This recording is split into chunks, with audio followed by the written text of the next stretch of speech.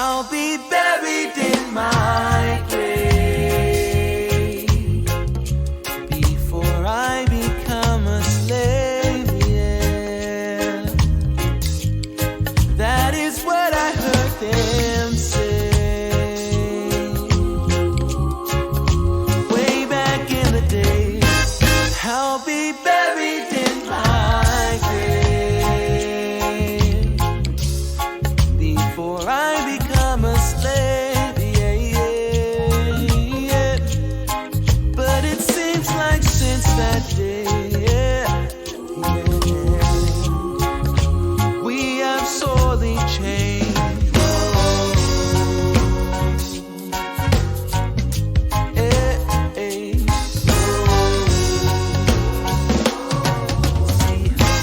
I'll be buried in my grave before I become a slave, yeah, yeah. That is what I heard them say, yeah. Way back in the day. I'll be buried in my grave, yeah, before I become a slave, yeah, yeah. But it seems like since that day, yeah, we have sorely changed. Whoa. Hey, hey. Whoa, oh, oh, oh, oh, oh, whoa, oh, oh, oh, oh, oh. And now, live from beautiful Myrtle Beach, South Carolina, you're watching My Fellow Americans with your host, Spike Cohen. Yes! Yes! Thank you so much. It's me. Thank you, yes. Happy Yom Kippur. Keep clapping for Yom Kippur. How would we know that you were having a happy Yom Kippur if you didn't keep clapping? Welcome to My Fellow Americans. I am literally Spike Cohen. Guys, I'm so happy that you could be here with me tonight, Spike Cohen. It is the end of Yom Kippur, the Jewish Day of Atonement. It's similar to Lent. It is similar to Lent, except we only have to do it for one day. Even in forgiveness, the Gentiles are paying retail. Huh? But seriously, it is a very important day in the world of Judaism, the Day of Atonement. And I'd like to take this moment to say that I forgive you. This is a Muddied Waters Media production. Check us out on Facebook, YouTube, Instagram, Anchor, Twitter, Periscope, iTunes, Google Play. Check us out on the Float app. Check us out everywhere. Like us, follow us. Give us the maximum number of stars, 5, 10, however many stars is the maximum. Give us that absolute maximum of stars. If there is a bell involved, like there is on YouTube, hit the bell if applicable. Hit whatever thing is a good thing to hit. Be sure to hit it and share this right now. The last thing I want is for your closest friends and loved ones to miss a roughly hour-long Libertarian podcast on a Wednesday evening. That would be terrible. Be sure to give the gift of Spike Cohen today. Kids love it. This program is brought to you by Anchor FM. I will be plugging that later through the program, maybe roughly halfway through, at probably the most inappropriate moment possible. The intro and outro music is by the amazing and talented Mr. Joe Davi. That's Jodavi.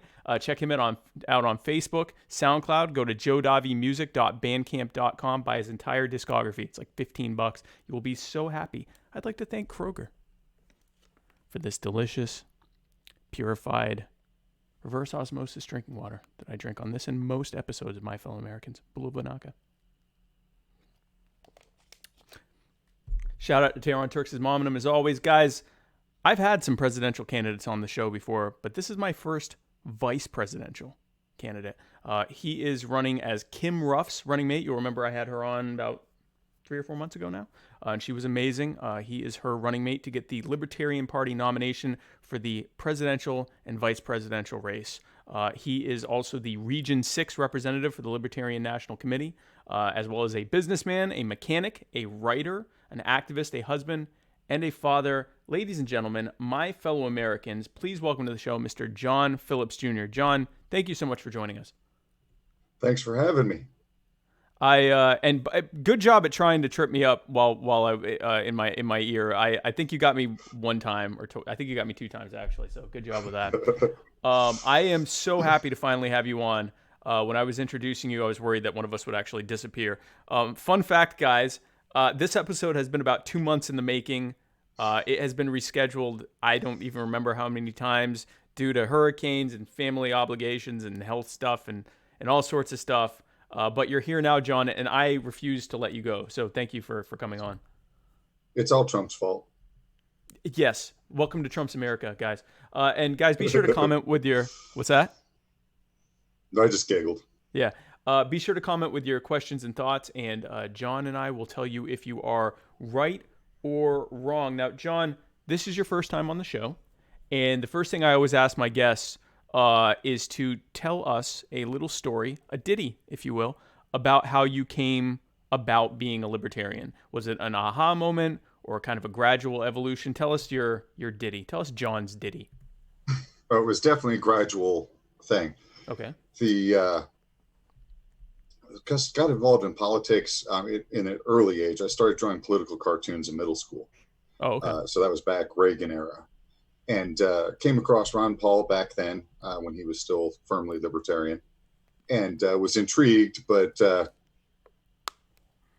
as I still have a aversion to authority, I did then. And, just didn't want to sign on with a party.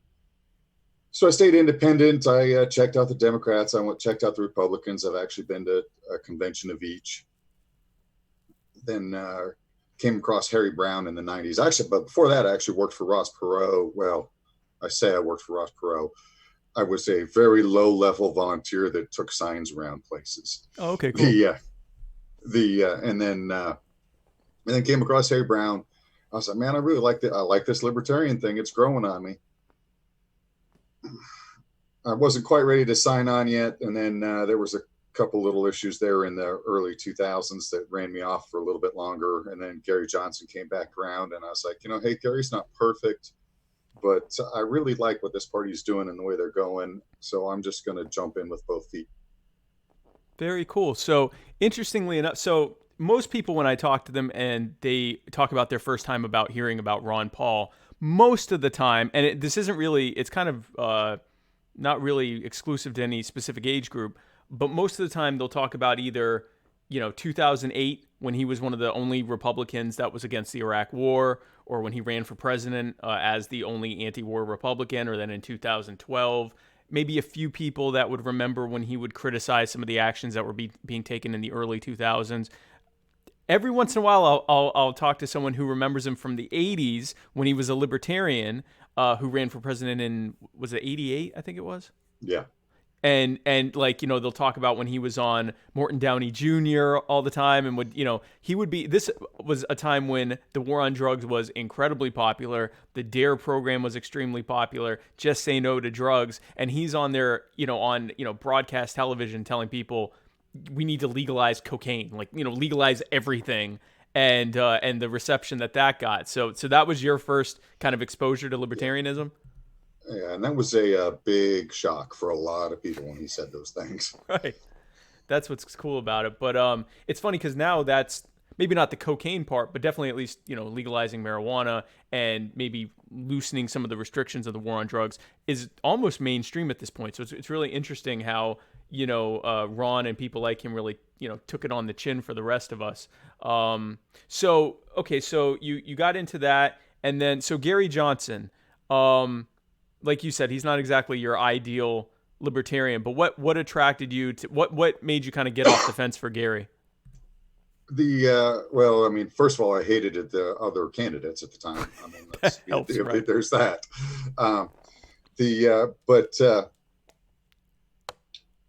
With a few exceptions, especially in his 2012 run, I actually thought he did better in his 2012 than his 2016 as far as presenting the message. Right. But he did a pretty good job at presenting the message in a way that was palatable to people that had never heard it before, and didn't come across, for the most part, There was a little bit of slack there, but didn't for the most part come across as just, oh, we're Republican light, which is not what I wanted to be. So. Right. Even though, and it's interesting because even though he is a former Republican, two-term governor, and even still, he didn't come off as quite as much of one of the things that I talk about quite a bit. In fact, Kim and I talked about this when she was on, is that this perception of libertarians. You hear one of two things when you talk to most people about libertarians. They'll say, actually three things. They'll go, oh, you mean like Rand Paul or Ron Paul? Or they'll say, oh, so you just like drugs or you like weed or whatever. Or they'll say, isn't that really just kind of like, Republicans that are, into, drugs and, whatever. Like, so there's sort of this perception among, I guess, or many, that the Libertarian Party is kind of a place where, aging Republicans go to make one last failed hurrah. The one I always get is, oh, isn't that group of racists that likes the KKK? And I mean, I get hardcore people, and I'm just like, you obviously know nothing. Let me talk to you about this. Yeah, that's a great time to talk to them about that. I don't know anyone that would fit that bill, actually. I don't. Yeah, and that's the thing, is I don't either. And so I'm like, where did you even get that idea? Let's talk about this. And I actually just formed a coalition, actually, on the local level with the Central Illinois Democratic Socialists. And they're finding out all these things that they had heard about libertarianism were completely untrue. And they're like, we're working on some marijuana legalization issues here locally. We're working on removing some government restrictions on what kind of grass you can grow in your yard, things like that. Right. But I was just out at the Pride Fest, and they're like, oh, we didn't realize libertarians supported LGBT rights. And I was like, are you kidding me? We've supported them since the beginning. Right. And, and so so it's funny how much information is just wrong that's out there. That. Oh yeah. I mean, you've got, well, I mean, major media is run by either Republicans or Democrats, so obviously they're not going to let the message get out there. But no, I actually get that a lot, that people will say, well, it's good to see that libertarians are jumping on the LGBT bandwagon, and I'm like, no, they were championing. Yeah, they were championing that stuff in the 70s when they were founded, when you couldn't find a Democrat that would even, outside of maybe the Bay Area or certain metro areas, you couldn't find mainstream politicians who were okay with homosexuality, who would publicly say they were okay with homosexuality even being legal. So, much less Go ahead. In the 70s, they were still okay with it being considered a mental illness. Right. So. Yeah, no, it's interesting what people think. I'm glad to hear that you are working outside of traditional libertarian circles, that you're working with Democrats, socialists, whomever, on specific things that you agree with, because there's more power in numbers, and also that gives you an opening to, get rid of misperceptions they may have about libertarianism, possibly yellow pill them into libertarianism, or at the very least soften their perception and associations with libertarianism. So that's a really good thing that you're doing that. Especially on local issues, we still have some disagreements on federal issues because they really want Medicare for all and things like that. But on local issues, it's all about, hey, quit making these regulations that hurt poor people. Right. And so and zoning laws and things like that. And that, hey, those are libertarian issues that they can get right on board with. So on the local level, it works really well. I'm still working on them on the federal level, but I've got them at least, looking at some of the things I talked to them about free markets and healthcare, and how the government's actually made the healthcare system worse, not better. And right. So, but because we were able to work together on these other issues, they're more willing to listen on these. And I also have to listen to theirs. But I've also heard most of their arguments a million times, so it's not new to me, but what I'm saying is new to them. Exactly. And that's the difference, is that you've heard pretty much everything they have to say. So when they say it, okay, great. Well, I appreciate your thoughts. You are more than likely giving them a non-caricatured version of what we actually think, probably for the first time in most of their lives. You know, they've heard things like, I won't pay for your health care, but they're not hearing like the actual libertarian argument behind how healthcare was made worse by government, why having the government more involved is going to make it worse, and how this isn't about selfishness. It's literally about freeing the market so that, you know, people can do better, whether it's healthcare, whether it's self-defense, whether it's transportation, food, whatever, you know, issue you have, you know, economics, whatever, that it's not about being selfish and only for me. It's about recognizing that having government centrally plan everything is a demonstrably worse way to do things. So it's really good that you're doing that. Now, admittedly, I've only known about you for the better part of this year. Much better now that I know you, huh? But from the research I've done, I'm gonna use that rim shot. That's my new thing. But I'm actually doing it for the first time on this show, so I bear with me. From the research I've done, you've been very active in politics, particularly in the Libertarian Party. You've been working to secure ballot access in multiple states. You founded the Macon County, Illinois chapter of the Libertarian Party and helped to co-found other party chapters. You ran a mayoral campaign and got within a few points of winning it. You served on the Libertarian Party's National Platform Committee. You've run as a write-in candidate for the Macon County Council. You're running for the Decatur City Council. I'm getting tired of reading. That election's over. That was actually last spring. Okay, so you did do that. I'm actually getting tired of reading this. Like, I'm wearing down. I'm about to wrap up the show after reading this. It's very. You're currently the Region 6 representative to the Libertarian National Committee. You also serve on their Ballot Access Committee. Last year, you were awarded the Jim Waldron Award for Outstanding Local Service by the Libertarian Party of Illinois. In addition to all of this, you own and operate a business full-time, are active in many hobbies, and are a devoted husband and father. John, when are you going to grow up and do something with your life? Right. When am I going to sleep is the first question. Yeah, I mean, so obviously you're passionate about this, right? Like, so what drives you? Because one thing I've heard from a lot of libertarian activists that after 6 months, a year, 2 years, they'll burn out because they feel like it's not catching or they're not making, I guess, the kind of impact that they thought they would. And I find also a lot of the ones that are saying that tend to focus on like the federal level where they feel like they're truly like, you know, pissing in the wind, which to some extent they may be. What drives you to continue doing this year after year, especially on the local and regional levels? Like what is that thing that you go to when you are feeling like, you know, okay, you know, the Republican won again or the Democrat won again or whatever? And that does happen. I do have those days, but it comes down to really a couple things. The first are my two kids. I want them to grow up with more freedoms than they have now. Right.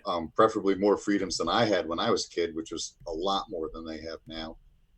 And the other thing is I go around and I have friends that, are having medical issues, and I look at them and I look at how the government's getting in the way of them getting treatment for their medical issues. Right. Looking at the government getting in the way of their pain treatment.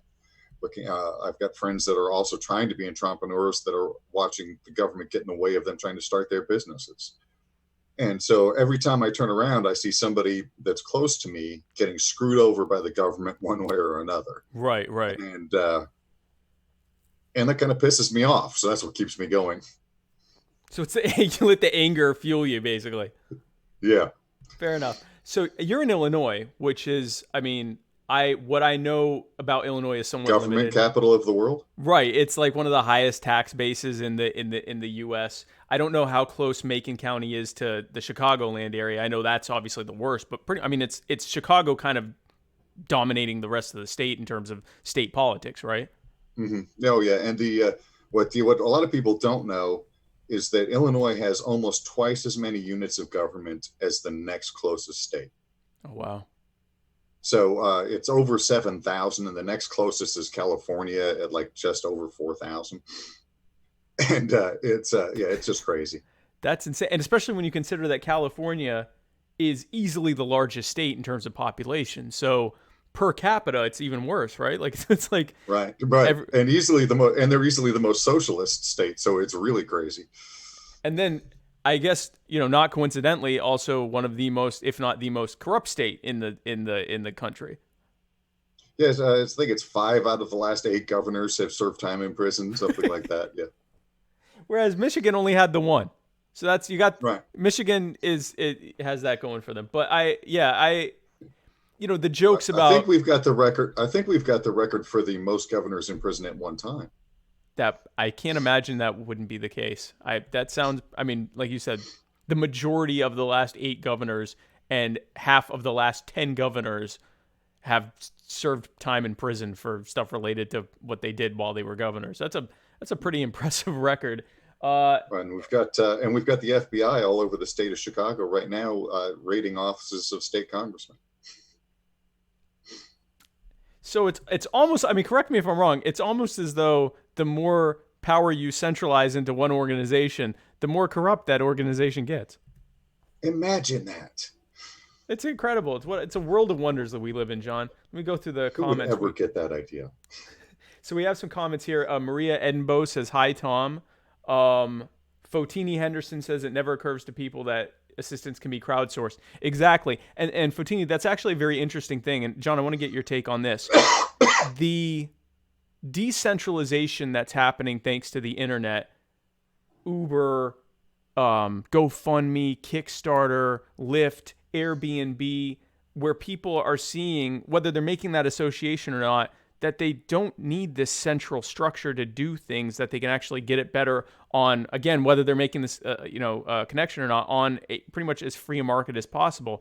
Are you seeing, because you're doing way more activism than me, but really than, most people that I've talked to, do you see there's any kind of gap where maybe, say, millennials or Gen Z or Gen X people are more perceptive to, the idea that we just don't need government at all than, for example, boomers or people right around the boomer age? Do you find that at all? It's actually kind of split up. The older people, like my grandparents' age, who, actually, maybe a little bit younger than that, but my parents' age, say, Okay. So who are boomers, are starting, they're starting to see we don't need government.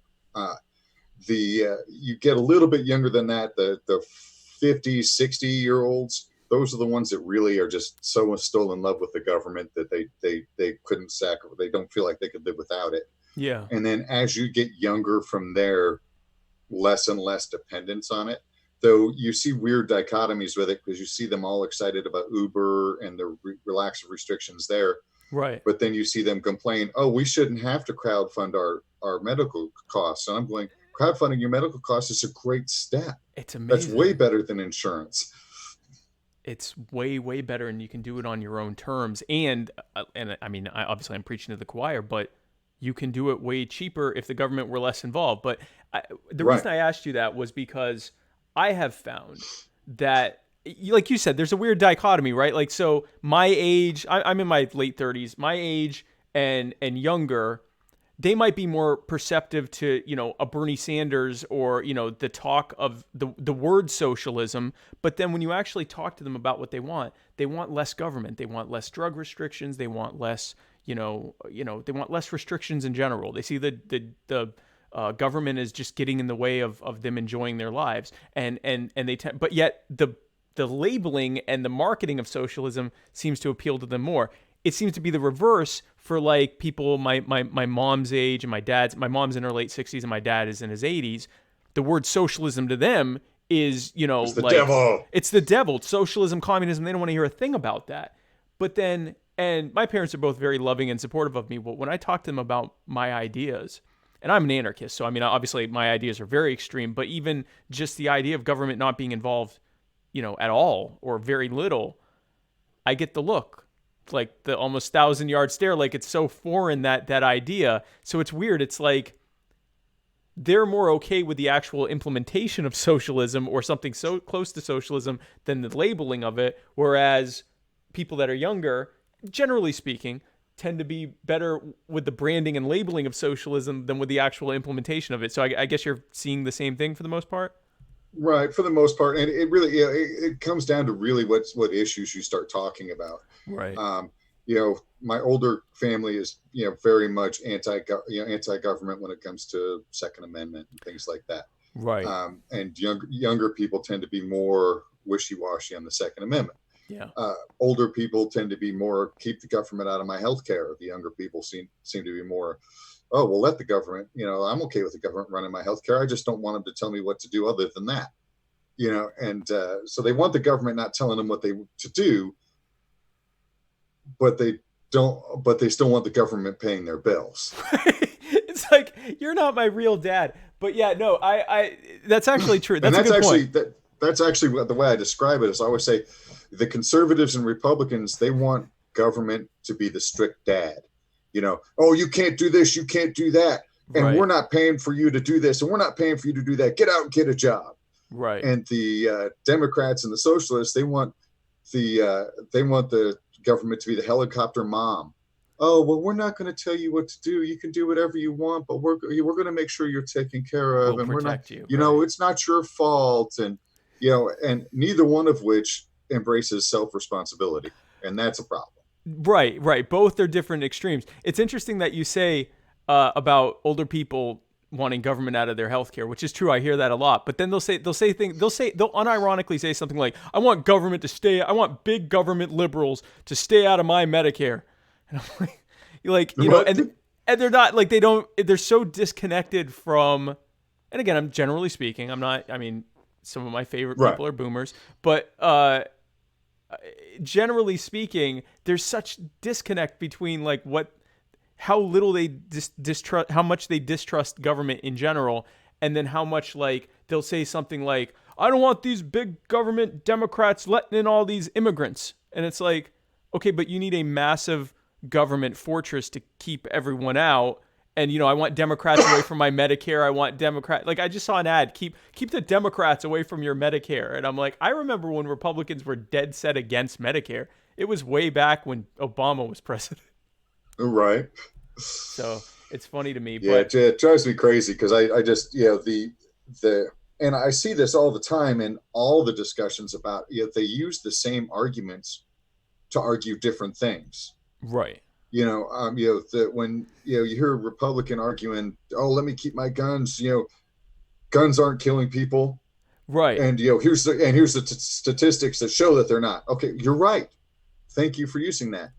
Then maybe you should listen to the Democrat that's telling you that immigrants aren't killing people. Exactly. And all that. And vice versa, hey, Mr. Democrat that's telling us about all these statistics about immigrants, maybe you should actually look at the statistics about guns, sir. Yeah. And they're just so can't even hear that they're being completely hypocritical about it that I just don't get it. It's the binary thing. One thing that I've noticed is that when I will give when I'll talk to someone and give what they perceive to be the other side's talking point. So, for example, if I'm talking with a Republican or a conservative about immigration, and I'll say, the government really should not be restricting my private property right to, host, hire, or house whomever I wish on my private property. And they're having to steal people's land and build walls on it to do this. And, they're doing all of these restrictions. They're also restricting our ability to leave, and these aren't good. And they'll say, yeah, but the government, what about the Democrats? They want to restrict your right to own guns. And I'll say, yeah, no, I'm against that too. And it kind of destroys I find often they will either change the subject or just not want to talk about it anymore, or launch into ad hominem, because Democrats and Republicans are so used to correctly accusing each other of being hypocrites all day that when someone comes in and applies something consistent, it just completely blows them out of the water. They don't know how to handle it. It totally confuses them, and you can watch the cognitive dissonance. Yes. Watch it take over their brain and watch their heads start to hurt. Absolutely. Now, I mentioned boomers, and I know that when I mentioned boomers on this show, if Tom Arnold isn't already watching, it will summon Tom Arnold. I'm sure he has some kind of, he's probably one of the most tech adept people I know. He has some kind of app on his phone that if my voice says boomer on the internet, then here is Tom. Tom, thank you so much for joining the show. Tom was a guest, actually. I'm a huge fan of Tom. Liberty Tom Clause. is one of my favorite libertarians ever. I absolutely love Tom. I can't wait to actually meet him in person. He's an awesome guy. But he says no more rim shot. Oh, no, I really like the rim shots. Wait, we'll think about that. Tom says we don't sleep until we die. John, boomers ? Yeah. And personal injury attorney Chris Reynolds, attorney at law, says, let's be honest, ad hom arguments against Spike are pretty easy to make. No, that's true. No, that's absolutely true. They'll be like, yeah, but your face is stupid. And I'm like, okay, granted, but whatever I was talking about. So that's true. But I always like that. They make some attack just like that, and I'm like, yeah, okay, yeah, I'm ugly. Okay, yeah, what's your point? And let's move on. Yeah, they'll be like, your wife's way hotter than you. I'm like, I'm aware of that, and I'm actually I'm okay well with aware. Thank you. I'm well aware. Thank you. I'm good with that, and she appreciates it as well. Can we go back to the subject now? Of course, you are running with Kim Ruff to get the Libertarian Party's nomination for president and vice president of the United States of America. This is, I think, the first time I've seen people start their campaign as running mates. Is that common? How did that come about? No, it's not common at all. It's very different than what most people do. Right. In any party, though, of course, we are the only party that actually does have to run for election for the vice president as opposed to being selected. But right. It's very, very uncommon. So what brought that about? Like, where did that idea come from? Came from her. There was some debate about which one of us was going to take the top of the ticket, and I told her, I said, it's got to be you. You're far more well spoken than I am. But but we actually we were talking on the phone after the New Orleans convention, and it just kind of materialized. It was very, very organic, and it just started. And I'm not even gonna hide it. When we first started, it was, we're not gonna have a chance. We're gonna do this, or we're gonna go out there and we're gonna be like Darryl Perry, or Mark Feldman, who said a lot of good things, but is not gonna get anywhere. Right. But we're gonna embrace that. And then we went out, and next thing you know, people are going, we want to work for you. We want to work for you. We want to spread the word for you. We want to donate to your cause. And now, people are having me on talk shows or podcasts and inviting me to speak at their conventions, and it's completely blown up, and it's still mind-boggling to me. Yeah, it's really, I was actually, I mean, you guys announced, I think, before anyone else, so you've been doing it for better. Adam Kokesh announced like in 2016 that he was okay. going to say 2020. Announced before the last election. Right, and Arvin announced at the last in New Orleans about a month before we did. Oh, maybe 2 or 3 weeks. But okay, I didn't know that. So, but you guys announced sometime last year, right? 2018. Yeah, right after New Orleans. Oh, okay. It was New Orleans was July 4th weekend. It was just before August that we announced. Oh, okay. And so obviously you guys have known each other for a while. I had the pleasure of having Kim on the show a few months back. She's, like I said, she's just amazing. Now, Kim, as you know, Kim, like me, is an anarchist. Do you consider yourself an anarchist or more of a minarchist / constitutionalist? Tell me about that. Everybody who asks me that question, I give them the same question back. Long term or short term? Long term. I'll give you the long term. I consider myself an anarchist. Okay. But I think that the human race is not there yet. It's going to require some more mental evolution across the board before we can fully embrace it. So currently I consider myself a minarchist, but anarchist being the end goal somewhere down the line in the future.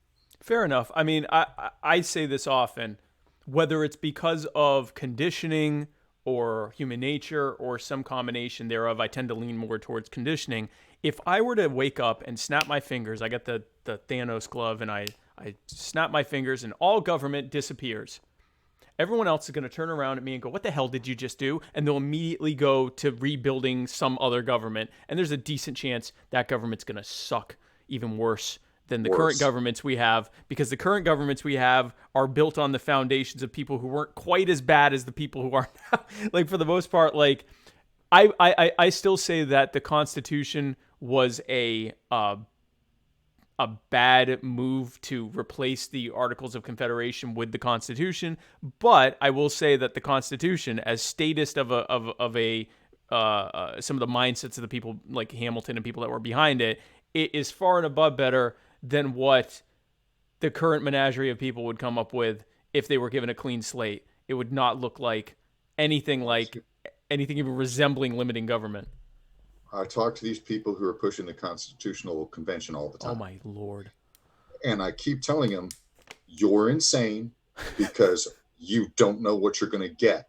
We don't need a Constitutional Convention. We need to enforce the Constitution. If we got government back to fit inside what the Constitution says, that would be a good start. I don't think that's where we need to stop. Right. But that is so far from where we are at right now that it's almost unrecognizable. And if you put those same people in charge of a constitutional convention, they're going to take away the Second Amendment. They're going to do all kinds of crazy crap. The Constitutional Convention, what is it, Article 5 or something like that, the Constitutional Convention argument, I've distilled it down to this. Politicians have so poorly mangled their interpretation of the Constitution that we need to have them rewrite it. It's the most... Right. It drives me nuts. I don't say, you know who's going to be in charge, right? And they'll go, but we, the people, will make them write it right. And I'm like, but you didn't make them enforce the current one. So what, I mean... Right. It's nonsensical to think that letting them... I mean... If we want to go full boogaloo and rewrite a constitution, maybe, but if you're just going to have a constitutional convention, the Democrats and the Republicans are going to run the convention and they're going to screw it all up. Yeah, I mean, okay, so I'll give you that. So yeah, if we're talking like post-revolution, the remainder of the people that are still standing, rewrite this thing, which would also possibly scare me depending on who might depending win out on who survived. Yeah, depending on who survives. But I could, something like, because again, the last one was written shortly after a revolution. Obviously, the Articles of Confederation, in my mind, I'm going to rant slightly.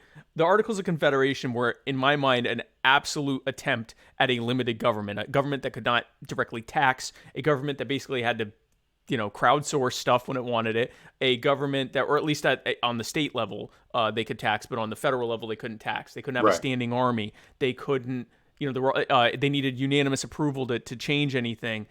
It was, in my mind, like people who had just finished shooting at British law enforcement and said, yeah, we're going to make something way more pared down than this. The Constitution was sort of a mix of people who wanted to create something more similar to Europe and people who didn't want that, but thought that there weren't quite enough powers vested in the federal government. But again, way better than what the current crop of politicians would come up with. So if your mindset is that politicians are ruining everything from what the founders intended, then the idea that you would take those exact same politicians and entrust with them the ability to rewrite the damn thing from Article 1 all the way to whatever the last amendment is horrifying to me. Oh, yeah, terrifying. I think you could make a Purge movie out of it or something. I know. Terrible. Like I don't get it. I never will get it. But you know what I will get is Anchor FM. Hey gang, are you thinking of starting a podcast? Well, I hope to hell you are, because Anchor is the easiest way to make a podcast. I told you it would be an inappropriate moment. Anchor gives you everything you need in one place for free, which you can use right from your phone or computer. Why? Anchor will give you creation tools that allow you to record and edit your podcast so it sounds great. You see, they'll even distribute your podcast for you so it can be heard everywhere. Spotify, Apple Podcasts, Google Podcasts, and many more. You can even make money easily from your podcast with no minimum listenership. Now, I know what you're thinking, friend. No minimum listenership? Great day in the morning. Well, you'll have a great day in the morning, too. If you go to anchor.fm or download the Anchor app, just as soon as this program is over, don't dare leave this program. Do not do it. If after this program's over, you start a podcast, let us know. We will follow you, assuming it's not like some terrible, like, Holocaust revisionism or something. Like, if it's something reasonable, I will follow it and, we'll recommend it. Hey, you can't leave this podcast because I hear Spike's going to tease everybody with pictures from the Dad Bod Calendar. Oh, we're getting there. My friend.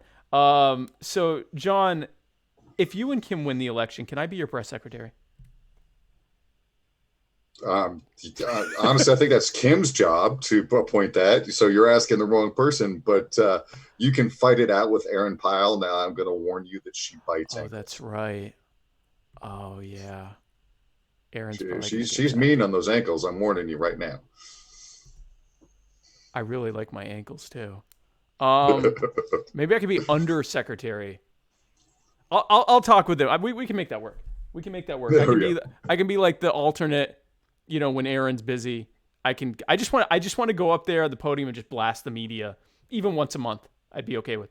But okay, well, good. That's fair enough. So I think we should set that up. The once a month Spike gets to blast the media. Make it an official policy.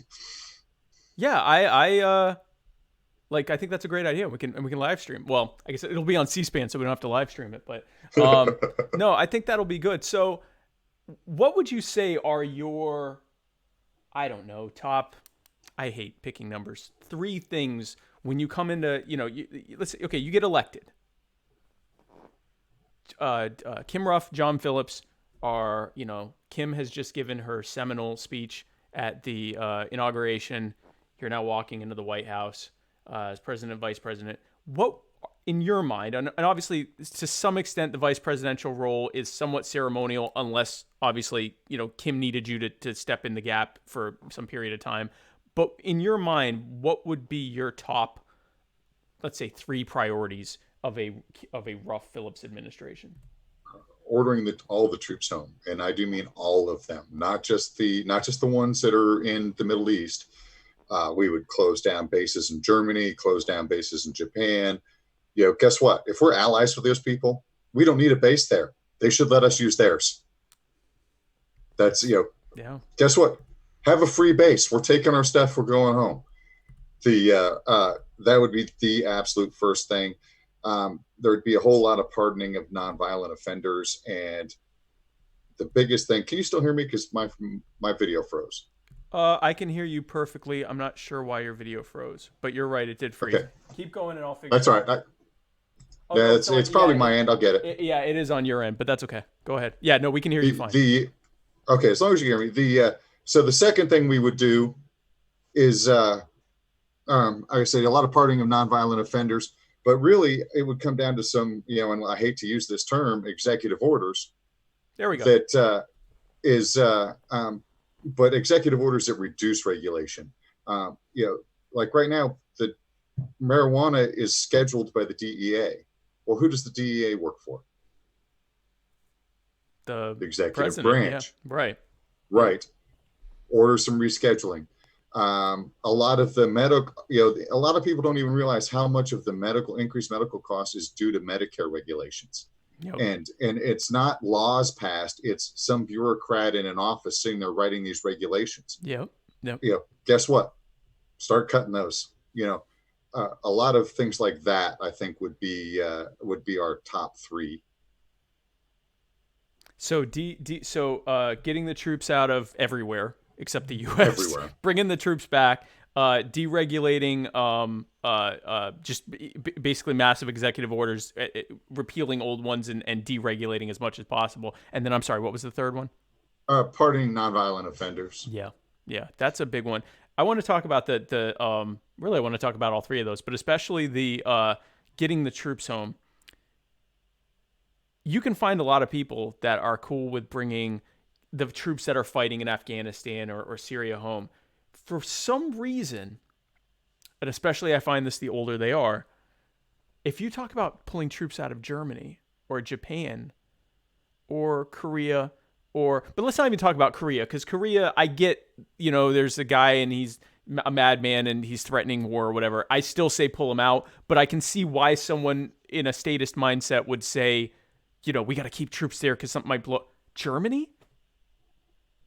What's happening in Germany or Japan? And often what I'll hear is people go, well, you can't trust those Germans or those Japs. And I'm like, all right, well, then why do we have 1 million troops there? Why are we acting as their military if we can't trust them? Well, and that's the other. I was pointed out the other way around, because I'm always talking to the socialists about it, and they're talking about how they have socialized socialized medical care over there. Right. And I go, well, you know how they afford it? They afford it because we're footing the bill for their defense. Right. We shouldn't be doing that. Bring all the, and everybody's like, oh, well, if you don't, then the Ruskies will come in and they'll do their thing. Really? All right. This isn't 1944. We can have planes supersonic across the Atlantic in hours, not days. Well, and not just that. So, we don't need to be there anymore. No, and it's, yes, we have planes and missiles and whatever else, but it's even deeper than that. And it's deeper than that. I mean, but I do too. I'm just that's my address. That's how I address their objections. Right. That we don't have to be. What is a person sitting in? I've met people who were stationed in Germany. They're not sitting there waiting for the planes to come. They're like living almost a lot of the time almost as tourists, or living on base, just sitting there doing absolutely nothing. And it's like pretending to work on a tank while they nap underneath it. It's a massive, it's a massive government jobs program. And if your argument is that, well, Russia might invade, well, then A, that's ultimately their problem. And B, I think you need to look at the history of the fact that the Russians aren't this like evil monolith any more than we are, despite all of the incursions that are going. You're talking about the Russians invade. When the last time the Russians invaded somewhere was Afghanistan in the 1980s. Or no, it's not true. They recently took a part of the Ukraine that they claim is theirs. But that's like right next to them. The U.S. is invading every corner of the planet. Who are we to talk about, oh, they might invade? Oh, you mean they might act like us? It's just, I don't know. It's just, right, and they can't seem to understand that. They can't seem to understand. I talked to them about creating terrorists. Oh, well, we need to stop the terrorists. We're creating them. Exactly. Yeah. We're over there bombing them. If people get, I was telling somebody this the other day, and they just blew their mind, and I couldn't believe it blew their mind. Red Dawn is a hugely popular American movie, right? Yes. And I say, you know what? They're fighting Red Dawn against us right now. Yep. That's what's happening over there. Yep. With the difference being that they have absolutely no shot against us. Like, they don't have a real... They have a shot of making us lose the desire to continue fighting them. But they don't have a shot of actually hurting us here. That's what... I tell people this. I say, imagine that, and it sounds like you're basically saying the same thing. Imagine that, and there's that famous Ron Paul video where he says, imagine that the Chinese bombed us or something like that. But imagine that you're in your wherever you live, and you are under the every time you hear an airplane or hear something fly over, you are in total fear because there's nowhere to run to hide from it. If it is a bomber, you can't go into a building. It'll blow up the building. There's nothing you can do. You have to just basically stand there in fear and hope that it's not a bomber or a drone, and if it is, that it's not going to attack you. You live in this constant state of fear. And the reason that this is because there's some country, government, organization, whatever, thousands of miles away that sees some kind of like geopolitical consideration in your area. It has nothing to do with you or keeping you safe or liberating you or anything else. It's just that maybe there's oil in your area, or there's, some kind of you're next to another powerful area that they want to keep in check or something, like whatever. Right. And because you notice that we're not fighting for people's freedoms and rights in places that don't have any mineral resources. No. Despite the fact that there are lots of countries that have human rights oppression in those areas, somehow we're not fighting there. Yeah, it's odd. It boggles the mind, John. There are two areas, two qualifications that will keep you safe from superpowers, including the U.S. One is to not really have much of anything worth protecting, and then two is having nukes, which is why Iran and North Korea are trying to get nukes. But anyway, or why they want them, right? Why they want them? I'd want them too. But so that, you're constantly being attacked. Every once in a while, the equivalent of a 9/11 happens in your neighborhood, every few days to weeks, where, we just saw in Afghanistan, 30 pine nut farmers. Imagine that, a local farm gets, blown up and 30 people die. And your local government is either powerless to stop it or is complicit in it. And the only people that are fighting against this are people who happen to have your same faith and are convincing you that this is a holy struggle between, us and these evil people thousands of miles away. God has put us together in this holy biblical struggle to fight against these people. How quickly, and you've also lost countless loved ones, friends, cousins, possibly kids, parents, whatever. The closest people to you've lost. How quickly would you join up to join that group? Think of how outraged you were on 9/11 and how quick you were to say this is a biblical struggle between the Christians and the Muslims. It was one attack. Imagine that happening constantly. And now explain to me how staying there and continuing to bomb and continuing to assassinate and continuing to do all this isn't going to just make more terrorists, especially when you have the CIA arming terror groups. Well, and it kills me that it's so hard for them to understand because of how popular resistance movies are in the United States. We're resisting this, we're resisting that, this overpowering government, and so we're the resistance and we're fighting against this.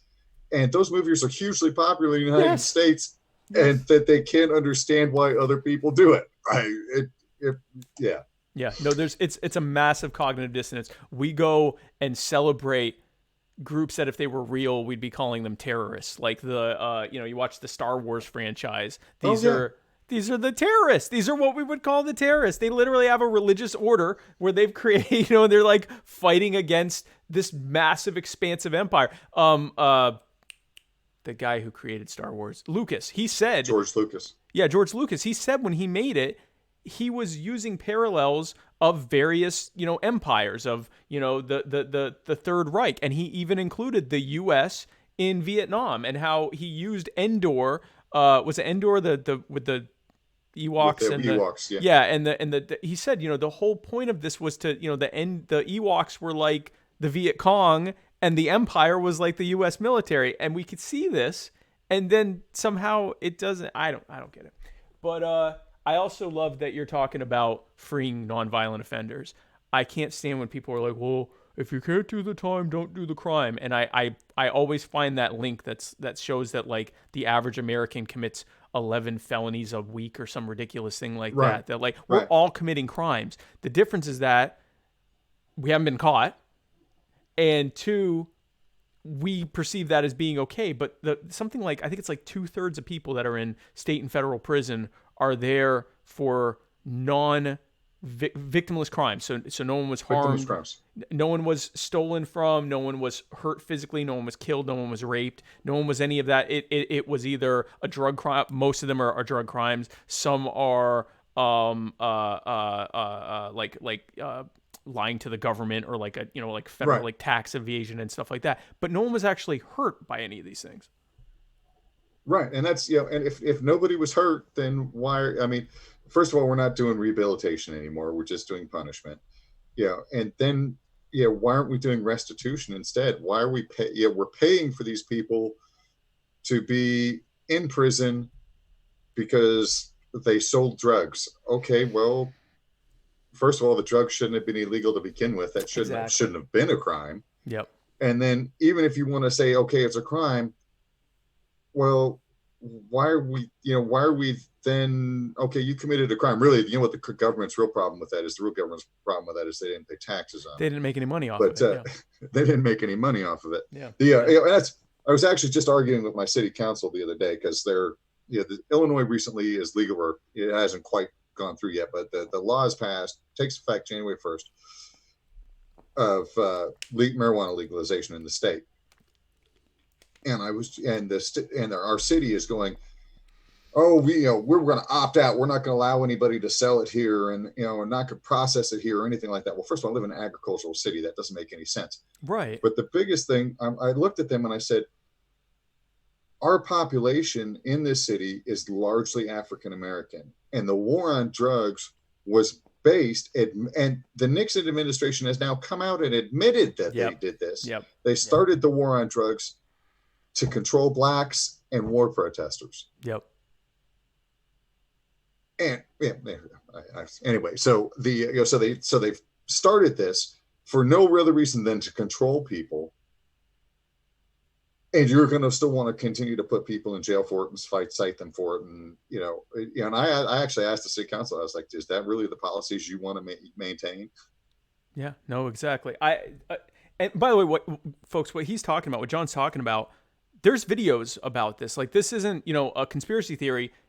It is wide out in the open. Nixon administration officials and officials even before that in the 1930s and 40s, when they actually labeled it marijuana, they used the Spanish word for it instead of cannabis, which is what it was referred to, or reefer was like the popular term for it. But they would call it marijuana, and they specifically called it marijuana because it sounded foreign. It sounded like this dangerous thing, and they would talk about they would reefer madness, and they had all this propaganda, and it was all to criminalize behavior that they perceived as being done mostly by minorities.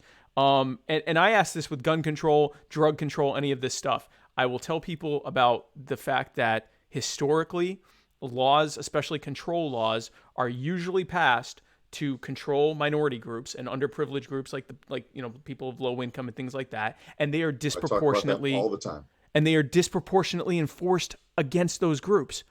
So then I like using this with gun control people. I will point out that the first gun control laws were passed to prevent freed slaves from owning weapons, and that the vast majority of people that are in prison on gun charges are African American. It even goes back earlier than that. The first gun control laws were to prevent Native Americans from getting firearms. Yeah, and that as well. And then it goes back further than that. If you go before guns with crossbows.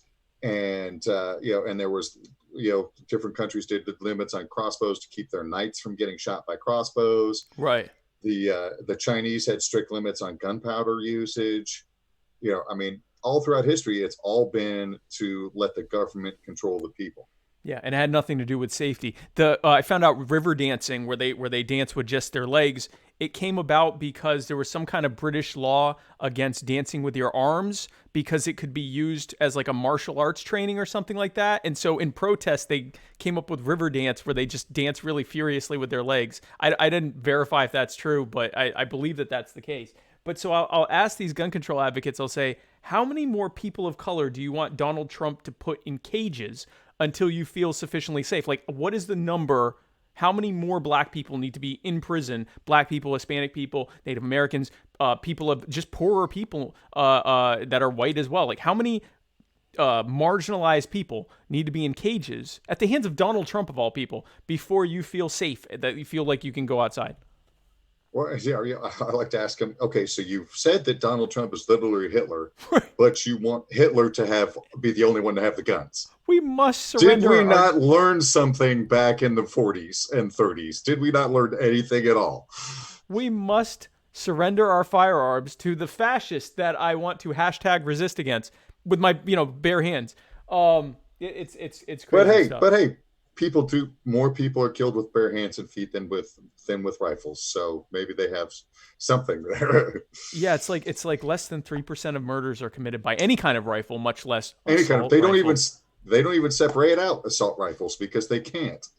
Well, that's a whole, yeah. I mean, so one of the easiest ways I can find if someone has no idea what they're talking about with guns is when they'll say, I want to ban semi-automatic weapons. And I'll say, so basically anything that you can just pull the trigger and a round comes and out. it fires. Yeah. Like so like anything that isn't like, I mean, even some revolvers are technically semi-automatic because a revolver is technically a semi-automatic weapon. Right. A lever action, a bolt action is not. A pump shotgun is not, and obviously muskets and single shots are not. But right. Anything that you pull the trigger once and you don't have to manually then do something else to put another round in the chamber, and so that is a large percentage. Right. Yeah. No. It's crazy the misinformation that's out there. But so you alluded to it before. Guys, for those who don't know, John and I are going to be featured in the upcoming Libertarian Dad Bod Calendar. John is over there on the left. He's going to be Mr. January, and I'm going to be Mr. April.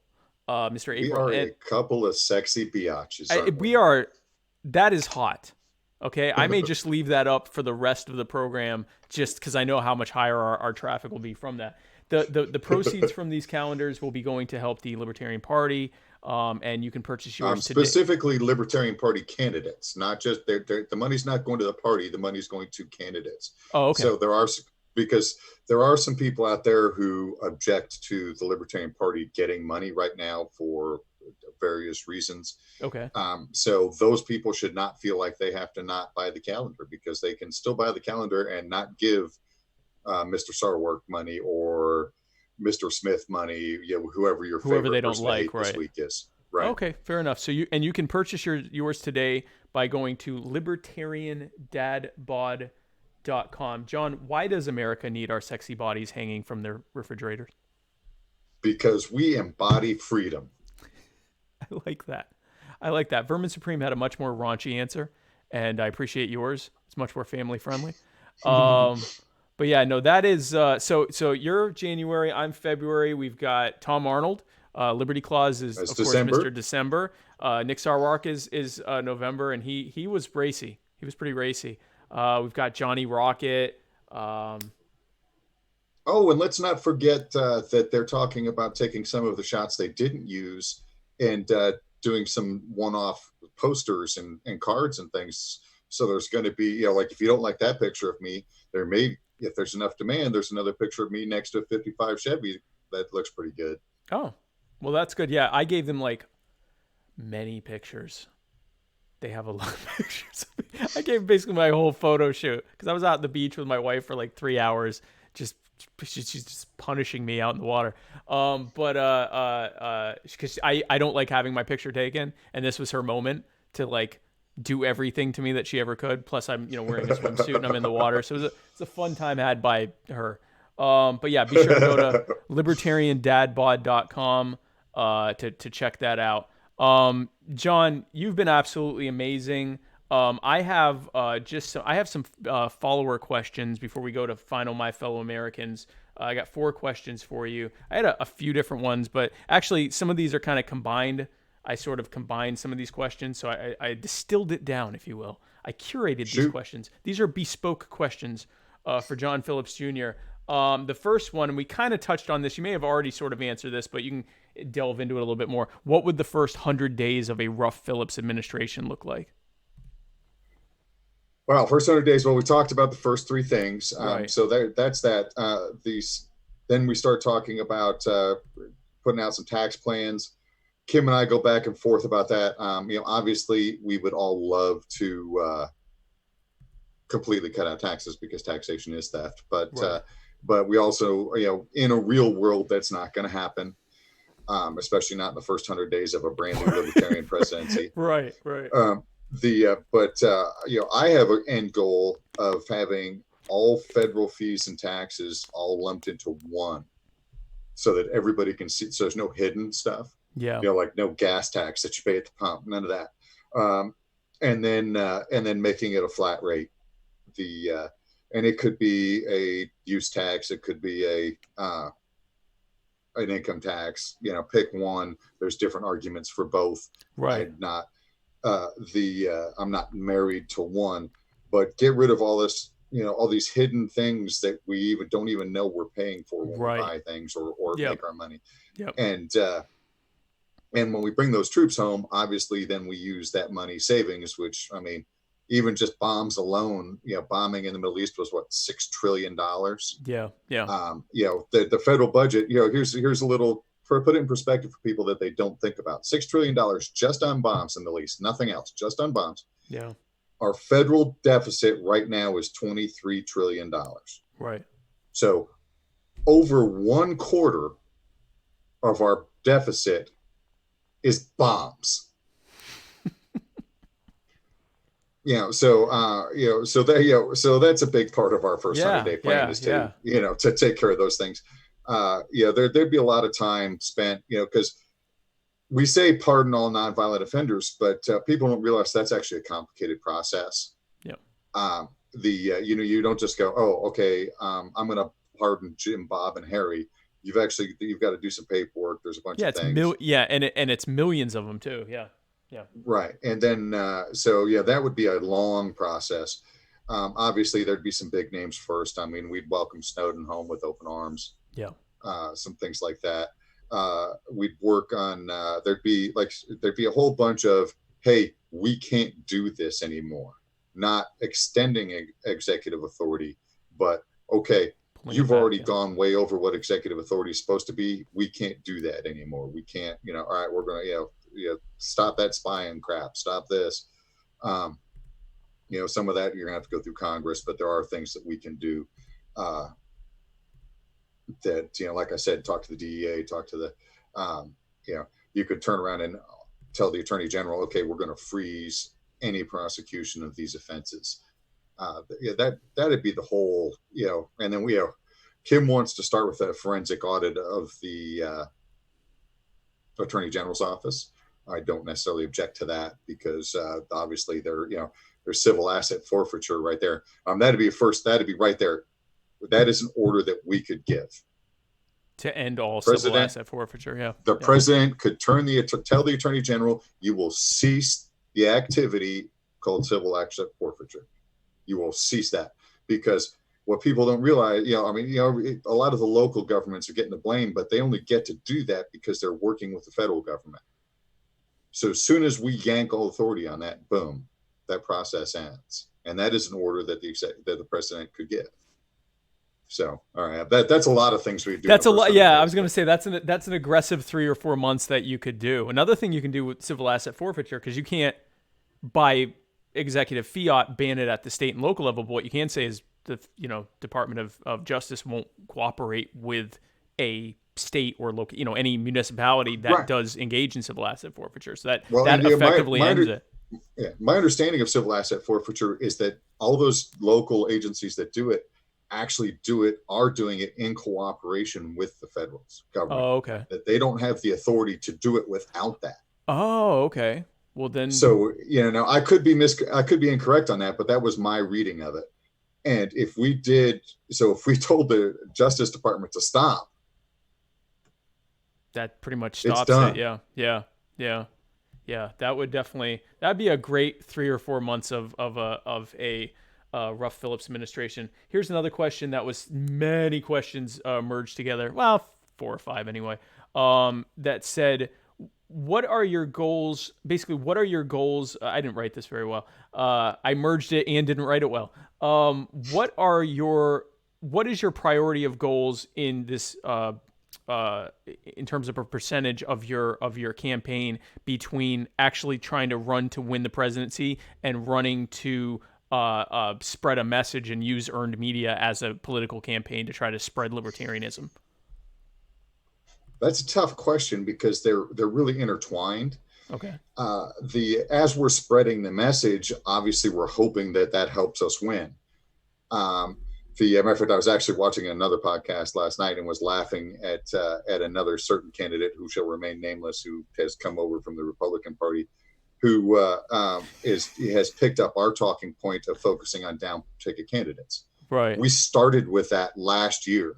Right. And so a lot of our focus will be on down ticket candidates, and we're hoping that that's basically a twofer, is that we get some coverage out of it, they get some coverage out of it, and that it works that way. And so it's hard to set a percentage like that because the message is very important, and the message is what people need to hear. And the message, we believe, is also what should get a libertarian administration elected and a libertarian city council member or county board member or mayor. And so we plan on spending a lot of time traveling around to more local events, because let's be real, it's going to be a fight to get on the Today Show. Right. But if we can go to Decatur, Illinois, and get the local station WCIA, which is not actually the local station, but they're the ones that actually cover stuff. to cover our event here, then then we've got that coverage here. Right. And then if we go to Denver and get a local station in Denver to cover it, more people watch those local news stations than anything else anyway. That's it.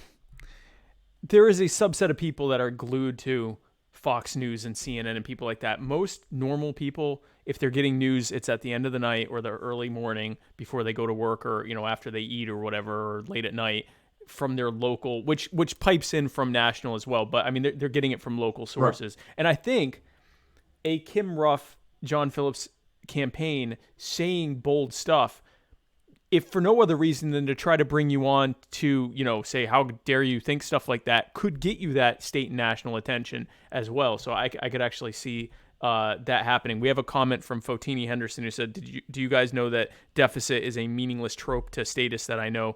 All the money is already available, just have to appropriate it for redistribution. How dare you say it's yours? That is, obviously there's a lot of education issues that people don't realize what the deficit is, what it actually means, the fact that 23 and counting trillion dollars has been run up in your name, your kid's name, your grandkids. Speaking of which, I made an error earlier, and I've got a bad, and the media and everybody has a bad habit of doing this.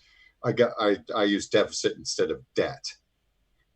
Oh, I didn't even realize. Yeah, and yes, so we've got $23 trillion in debt. Yeah. So 1/4 of our debt is on bombs. But everybody uses those terms so interchangeably, but they are not really the same thing. So yeah, and I didn't pick up on that. So I said it too. So I'm glad. So yeah, so deficit is the amount that is added to the debt basically every year. The debt is the total amount. So when you'll hear a politician say, "I cut the deficit by 20%," what they're saying is we ran up 20% less new debt this year than we did last year.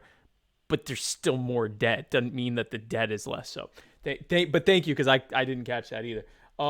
Here's a question that was a merging of about 8 different questions. How do libertarians fight this impulse within the party to beg so-called respectable, usually Republicans, but respectable establishment candidates to run in the Libertarian Party? Well, let's talk about, because most of that is based on 2 things, name recognition and money. Okay. And the 2 go hand in hand. And what I like to remind people is, to a certain degree, name recognition is what we make it. If, like, for instance, I'm constantly on the National Party right now that we're not promoting our current candidates, even if we left me out of it. Democrats and Republicans are promoting, their candidates 2 years before the election, and we're not. And we see all these people going, "Oh, we're not getting behind a candidate now." Well, that's why we lose, because Democrats and Republicans, people got behind Kamala Harris 8 months ago. Tulsi Gabbard and Bernie Sanders. Yeah. Right, Tulsi Gabbard. And so we've got that issue. But the other issue is they're so stuck on this name recognition. What they don't remember is that most of these people didn't have name recognition one way or the other until all of a sudden they did. And how did they get it? They got it by people talking about them. So we've got, I think, last count, approximately 14,000 national members. And then every state has a bunch of state members that are not national members. And I mean a bunch. The vast majority of state members are not national members, actually. Okay. Every single one of those people went out and started talking about our candidates now. That's how you get name recognition. I'm going to, here's a couple stories for you. Obama. I am from Illinois. Yeah. I live in Illinois. I didn't have a freaking clue who Obama was until he started running for president. Right. And I live here. Yep. We went and, the big name that everybody's trying to recruit right now is Justin Amash. And I love Justin Amash. Do not get me wrong. This is not a criticism of him at all. Except, he's got my name recognition. Okay. I went and did an individual poll calling people I know in different states that I know are conservatives. And say, "Hey, what do you think about Justin Amash?" Who? The people in Michigan knew who he was. A bunch of people in the Libertarian Party knew who he was. Most Republicans were going, I don't know who the hell you're talking about, dude. Yeah. Oh, is that guy that was talking crap about Trump? Well, yeah, Right. Trump's kind of a dick, but that, everybody's talking about crap about Trump. So he just tuned him out. Right. But name recognition happens because people start talking. If you want name recognition, start talking now. Get behind a candidate now. If you don't like one of the current candidates, start your own committee to recruit one that you do like. I mean, some of the Justin Amash people have tried that, and they're working on that. And hey, if they get success, I have a different strategy if we got him to come over in mind, that we don't need to go into that right now. Right. But actually start talking, get out there and do it. Get out and, that's how we get name recognition. If every libertarian in the country wrote a letter to their editor talking about their favorite libertarian candidate. Yeah. Their favorite libertarian candidates. And, and 1/10 of those got published, we would be in papers all over the country. So this is something I've only briefly thought about and touched on. So we have a show on Tuesdays, Matt Wright and I, called The Muddy Waters of Freedom. And that's sort of a topical show where we talk about the week's events. And the vast majority of the time we're talking about what either a Republican or a Democrat said or did, and then applying libertarian ideology to why that was bad. Usually that's usually the format of the show, is us talking about stuff and then explaining, the libertarian argument behind that. Very rarely are we actually talking about libertarians and what they've done. It happens, but I'd say probably maybe 15% of our talking is about what a libertarian said or done. And that's much higher than the average podcast or show. It's certainly on news. It's less than 1%. That's right. It's my suggestion, take it or leave it. Yeah. Is use both. Talk about those Democrats and Republicans, and then say, say, hey, we're call up Kim, call up me, call up Arvin, call up Adam. Say, hey, this week we're going to be talking about this thing that this Democrat did. What's your take on it? And get a statement. That's an excellent and then you can say, okay, hey, we're talking about what the Democrat did, and here's what the Libertarian says instead. Oh, we talked about this Republican, and just intertwine it so that you're not running. Because if you start talking about Libertarians too much, the people who only like Democrats and Republicans are going to start tuning out. Right. But if you start intertwining it and talking about these things, then all of a sudden, more people are hearing it. That's an excellent point. We've actually gotten stuff from Dan Berman. He's actually made videos and he's written a couple things as well that we've had featured. That's actually an excellent. I'm gonna steal your idea that you. Well, I guess you gave it to me, so I'm not gonna steal it. But actually reach out for reactions, especially on national level stuff, because. Or even on local level stuff, because yes, I mean 99 point whatever % of elected officials and officials in general are Republicans or Democrats, so you have to cover that. If you're covering current events, you have to cover it. But that's an excellent opportunity to get Libertarian Party people and just libertarians and anarchists and whomever in general get their reactions to it, so that you can actually include not just the philosophy and the ideology behind it, but the actual individual people, so that can drive the conversation. That's a great. I'm going to start doing that. Thank you, John. So here is the next question. Besides the First and Second Amendments, what would you say is the most important amendment after those? I know I had to do the same. This is my only gotcha question for you. It's not really a gotcha question. Right. It's a priority question. They're all important. I'm really a big fan of the Fourth and Fifth Amendments. Really, I have to say that if you're going to pick the most important one after those two, it's the 10th. Yeah. That's what I was wondering if you were going to go there. Yeah. So the 10th Amendment, for those who don't know, is basically says that anything that isn't specifically given delegated as a power to the federal government in the Constitution is left to the states or to the people, basically meaning if the feds haven't been told specifically in this document that they should be doing it, then it will be left either to the states or to just individuals to do themselves. That is a woefully overlooked amendment, obviously, but they don't just overlook it. They stay. It's like the cartoons with the guy peeing on it. put that on the back. All the Democrats or Republicans should put that in the back of their car with their guys sitting there peeing on the 10th Amendment, because that's what they've done. That's a good point. I mean, it started with many things, but basically as soon as the courts and Congress figured out that they could just construe the word commerce to mean anything they want, they've just used that as the Commerce Clause allows us to tell you to do whatever we want. The Commerce one and the promote the general welfare. Yeah. That's the other one. Yeah. The reason that it's actually called welfare in the U.S. is because they were alluding to the mention of welfare, the general welfare in the Constitution. But the general welfare didn't mean robbing everyone and giving some of it back to them if they absolutely The 10th Amendment needed. specifically says if it's not specifically given to you, not if it's alluded to. Right. Yeah.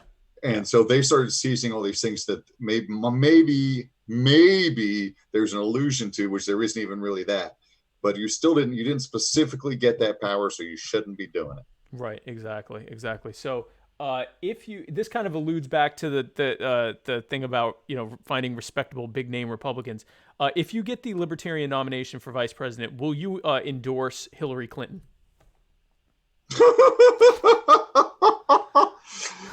Somebody obviously isn't following my Twitter.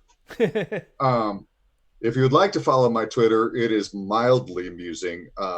It's at HETTIL. That's my individual Twitter, and that's an old gamer tag. But yes, I constantly go after Hillary Clinton, and I've started recently occasionally using the hashtag "Don't Suicide Me." Oh, that's right. Yeah, that's been you doing that. Yeah. Yeah. So I will not endorse Hillary Clinton. I will not endorse Bill Weld.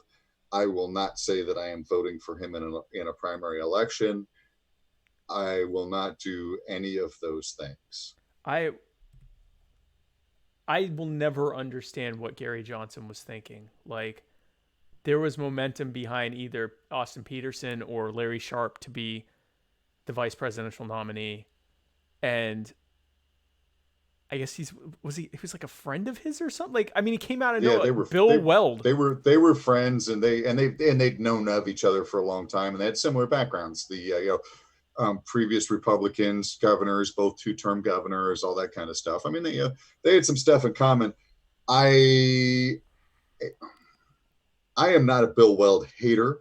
Okay. But I think that Bill Weld should have spent quite a bit more time in the party before he became that high on the list, simply because he obviously doesn't get a few things. Yeah, it felt like he was using it as a sort of protest position to advocate against Donald Trump, which, okay, great. That's what you're doing because you're running for vice president as in another party.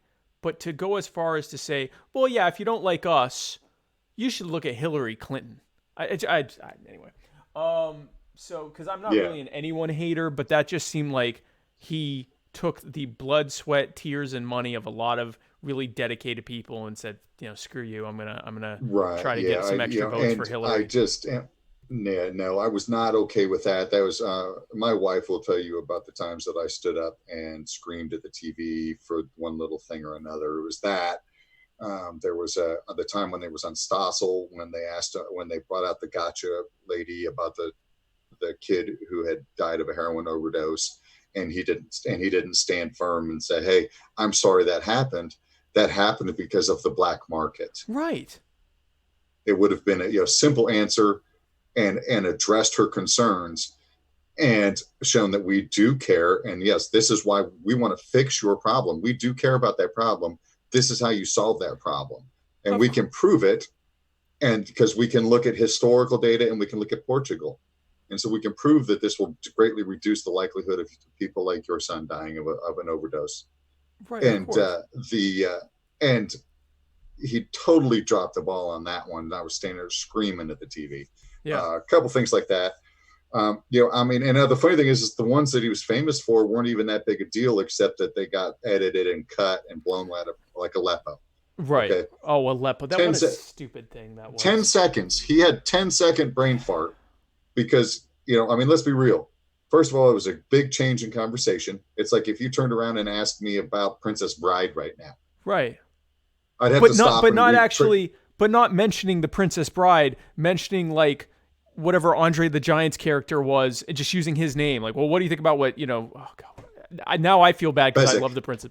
What's that? Fezzik. His name was Fezzik. What about when Fezzik, was, what do you think about what he did? And it's like, huh? Fezzik? And oh my God, he doesn't know who Fezzik is? Like, I mean, that's, or he doesn't even know what the Princess Bride is. Like, that whole thing to me And then a lot of people don't realize is there's a lot of things that, like, I don't like to watch the news. I like to read the news.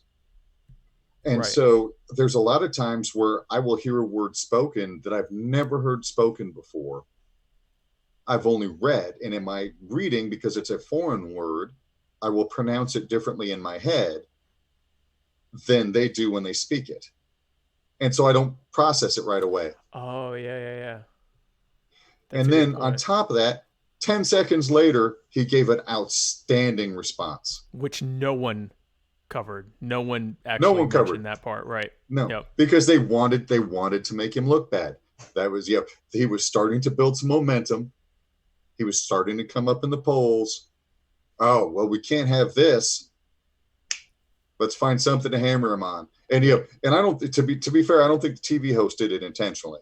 He even came out and apologized afterwards. I'm not trying to blame him. Yeah. I'm trying to blame the media that picked up on it afterwards. Yeah, well, I mean, what were the two things people remember? He didn't know what Aleppo was, and Bill Weld told everyone to vote for Hillary, basically. Like, that was, and so the narrative was, Gary Johnson's such a moron that his own vice president doesn't want you to vote for him, so vote for Hillary, which clearly worked gangbusters, guys. By the way, there's a correction in the comments. Keith Zallinger, I hope I'm saying your name correctly, Keith. He says, not to nitpick, but why does it say VP nominee? No one's been nominated yet, unless I missed something. That is I am sorry, Keith. He is running for John is running for the vice presidential nomination. So that is my mistake. I didn't even know it said nominee. So, no, that wasn't anything he told me to put or whatever. I put that on it. That's something I do right before I go live is I add the title and name. So I apologize. That is definitely my fault.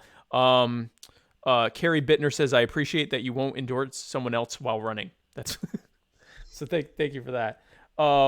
So we have one last question, I think, and then we will go to my fellow Americans.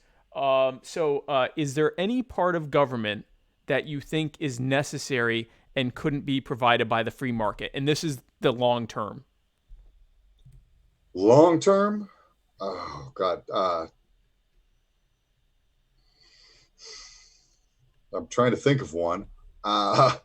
No can be your answer if you don't think there is. That's No, I don't think there is. I think there are. I mean, for a very long term, I think that some would currently be better, but even then I question my own judgment on that, simply because it's like, okay, well, they'll only be better as long as we keep them strictly limited, like judiciary. Right.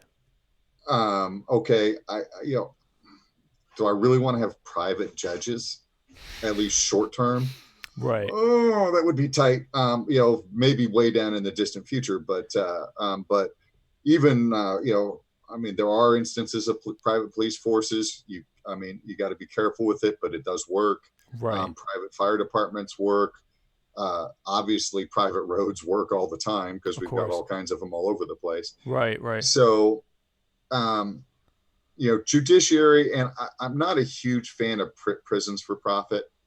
But honestly, part of that's if there would be a lot less people going to prison under my watch. So exactly, in a true free market, you're not going to see that many people in prison because it's not profitable. Like, it's only profitable if you have a coercive thieving entity robbing everyone to pay for it. In a market system, people aren't going to want to have to pay that kind of money to imprison people unless it's absolutely, these are the absolute dangers to, they're murderers, they're rapists, or whatever, then maybe then. And I think even there, a lot of people are going to say, maybe not with murderers and the worst, most unrepentant rapists, but for a lot of even violent offenders, that it would be better long-term and less costly to try to rehabilitate them. So no, I agree with you on that. So here is my fellow my final My Fellow Americans. Basically, what final My Fellow Americans is that I give you 30 seconds, which usually is not nearly long enough time to answer, but ultimately you can take as long as you want. But I try to create the feeling of urgency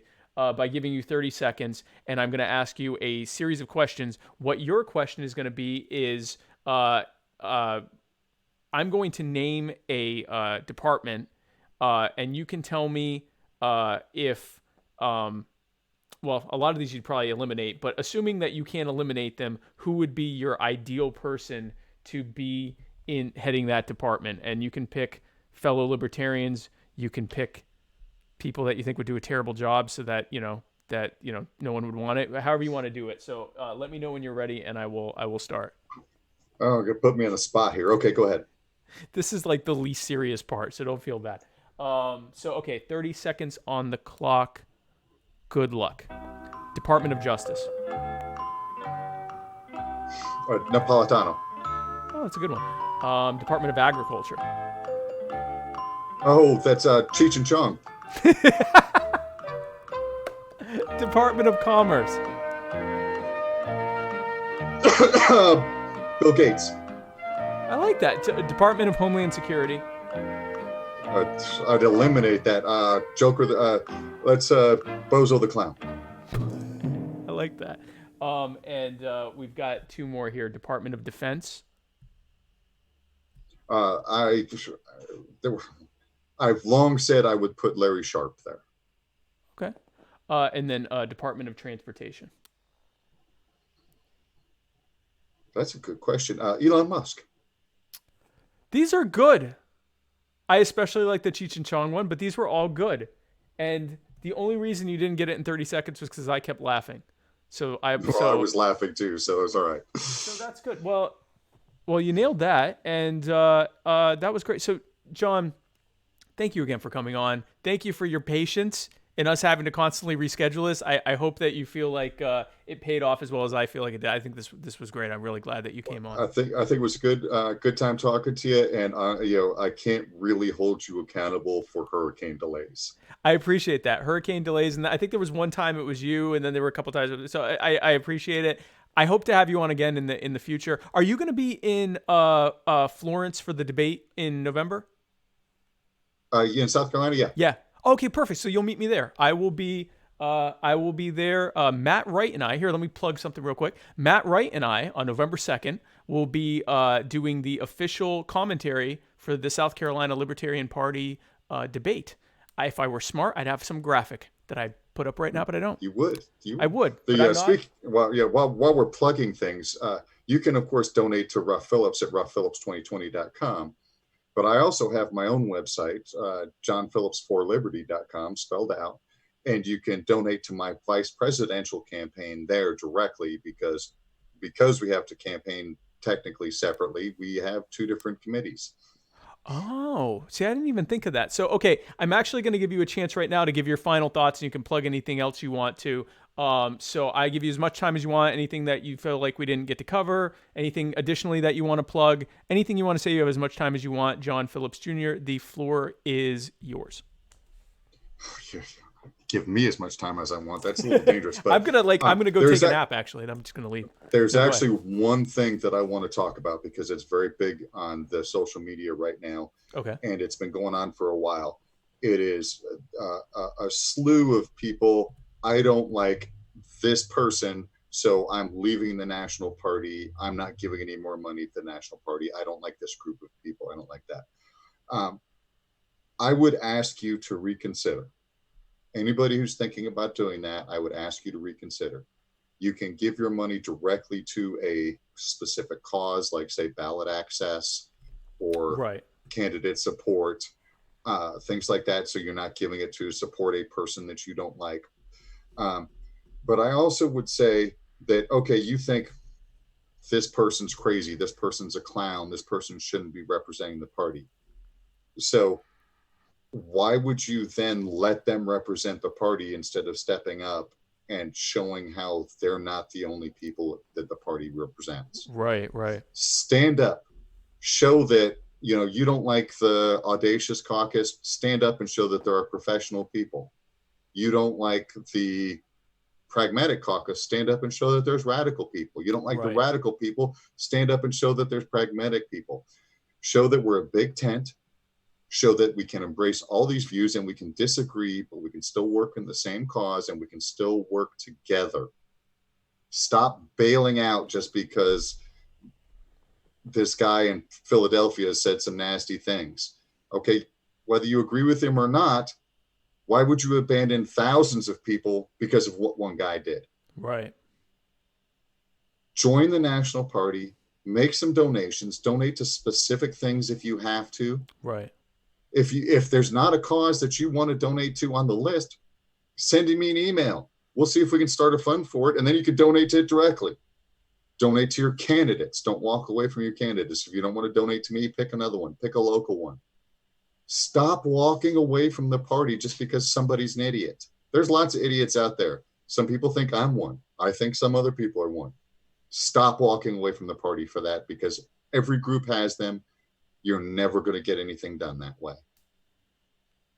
Yeah, that's a good point. If you read the party platform, if you agree with that platform and think that there is an electoral component to freeing people, because I know many anarchists who say it's a complete waste of time and democracy is a failure and there's no way we can vote ourselves to freedom. Okay, fine. If you don't believe that, then don't believe it. But if you do think that there is a component, not necessarily the whole thing, but that there is a component that can be played with electoral politics, instead of rage quitting the organization that you agree with because of people or groups in it that you don't like. If you don't like the Mises Caucus, if you don't like the Audacious Caucus, the Socialist Caucus, the Radical Caucus, the whatever. I was recently invited to join the Russian Spy Caucus of the Libertarian Party. Right, me too. If you don't, and I'm a member, proud member, beepski boopski. If you don't support these things, then go in and vote them out, or at least make yourself known on it. So I agree with you on that. We actually, before I let you go, we have some good comments. Carrie Bittner said, "Put me in charge of a department we want to drastically shrink, or where you want me to work myself out of a job." Michelle Renee, I'm sorry if I'm saying your names wrong. I apologize. Wants to be in the head up the Department of Labor. I think for the same reason. Well, it's Michelle McCutcheon. She does that for a living, so she'd be good at that. Okay, perfect. So these are the people you can add. And I can be the undersecretary of alternating days of yelling at the press in the whatever that office is called. So, John, Excellent. Again, thank you so much for your time. I had an absolute blast. I hope to have you on soon. That was a lot of fun. So thank you again. And guys, thank you for tuning. If you can just wait a minute, I'm going to talk to you during the outro. But thank you again, guys. Thank you again for tuning in to this very special episode of My Fellow Americans. All of my episodes are very special, but especially this one. Be sure to tune in next week on Tuesday for the Muddy Waters of Freedom. I think that's our special. We're having a special that's only going to be on the Float app. So that's float.app/muddiedwatersmedia/live. We're going to be covering the Democratic debate. It's only going to be on Float because all the other apps would knock us off for showing copyrighted content, even though it is fair use. Are you going to live cover the Democratic debate? Yeah. That will be fun. I live tweeted it last time, or not last time, but the time before that. And yeah, watching those guys and just tearing them apart is a blast. It's like Mystery Science Theater 3000, except the monsters are actually trying to harm you. And so we did Demageddon 1 and Demageddon 2, which were the Democratic debates. But then YouTube really hit us hard for that. So we're not going to do that anymore, but it's going to be on Float. And I think that's on Tuesday. I'm not sure. And if it's not, then just tune in for a regular old episode of the Muddy Waters of Freedom where Matt and I parse through the week's news like the sweet little autumn cherubs that we are. And then tune in again. Actually, you know what? I'm not sure if I'm doing an episode. I may or may not be doing an episode. You're not going to believe whether or not I'm doing an episode next Wednesday. Be sure to tune in one way or the other. Guys, thanks again for tuning in. God bless you.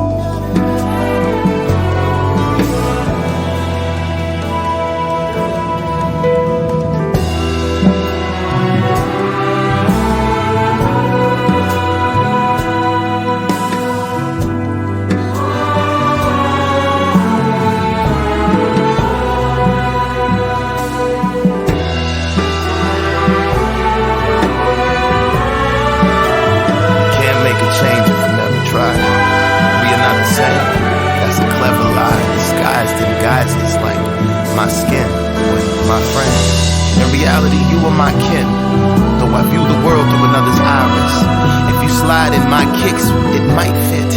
We might just unite and come together, become hybrid, at the least slightly like-minded. Indeed, the life I've lived brings light to kindness. All you need is a sign. Put a cease to the crimes, put an ease to the minds like mine. Sometimes darkness is all I find. You know what they say about an eye for an eye in a time when the blind lead the blind. Who am I to deny I would cry when a loved one dies? I recognize that body outside, bullet holes in the body that was alive. Now confined to a chalk outline. Find out how, but you never know why. It ain't even make it to the news at 9. It ain't even make it to the news at 9. That's my sister, mother, father, brother, son. That's one of mine. All these tears, I close my eyes, open up to only find I'm in line. There's a pointless murder happening all the time. Either lose your life or mine, caught up in them versus die. That ain't how it started, nah. How were we supposed to survive? There's a war going on outside. Who would want to raise a child? Whom the tomb is flashing by. Now you have to say goodbye when you watch them on the news at 5. Don't tell me how, tell me why.